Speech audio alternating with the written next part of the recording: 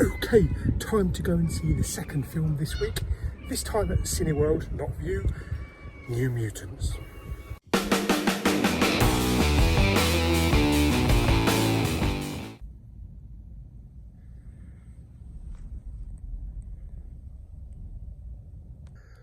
Don't know, feels like they're only opening the cinemas for me. Yeah, I'm alright with that.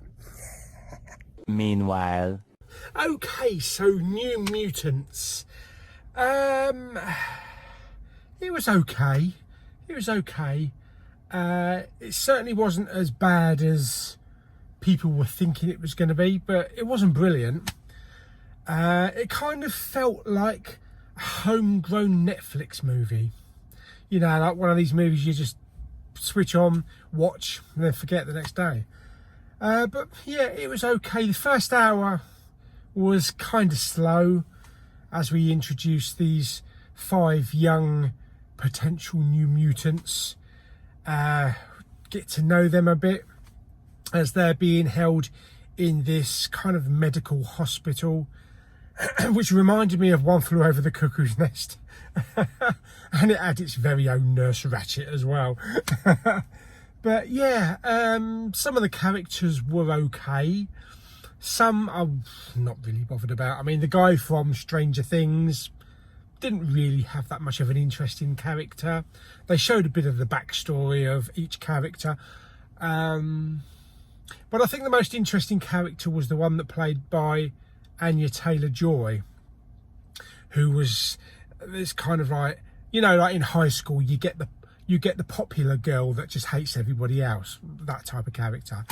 But yeah, it's all about exploring these new mutants as they come of age and develop their powers, and they try to manipulate them and control them into not blowing the world up, basically. But there's a lot more into it. There's a lot more. It goes into it a lot more deeper. There was a nice little nod to Buffy the Vampire Slayer, specifically the episode The Gentleman. So anybody that remembers the Buffy episode The Gentleman will get a little kick out of that. I heard a couple of sniggers in my screen, so obviously they're Buffy fans. After the first hour, it picks up. We get some action scenes, and we get the kind of familiar X-Men type of features, body features, you know, that appear. Kind of picks up, and we get a nice little bit of action. Unfortunately, it's only for like half an hour, maybe a little bit less. But yeah, that first hour was kind of slow.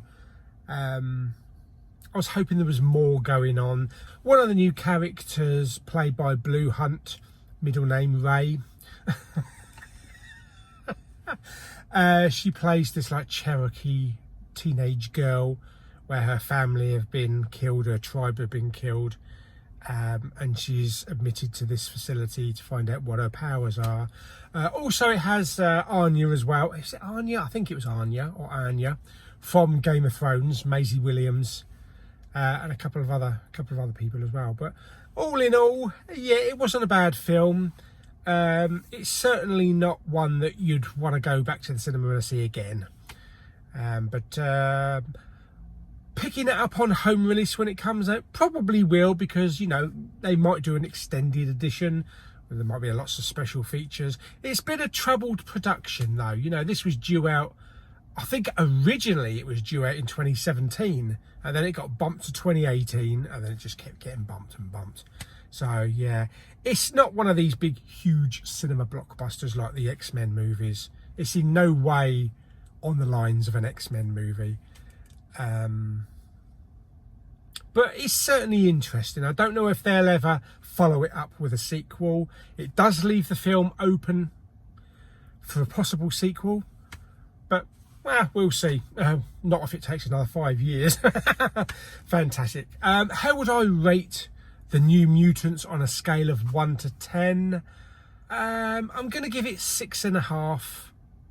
6.5 mutated teenagers.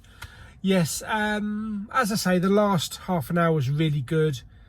If the first hour had that momentum and been as exciting as the last half hour, it would have had a higher rating, but 6.5 I think is fair. So I hope you enjoyed my little review of the New Mutants.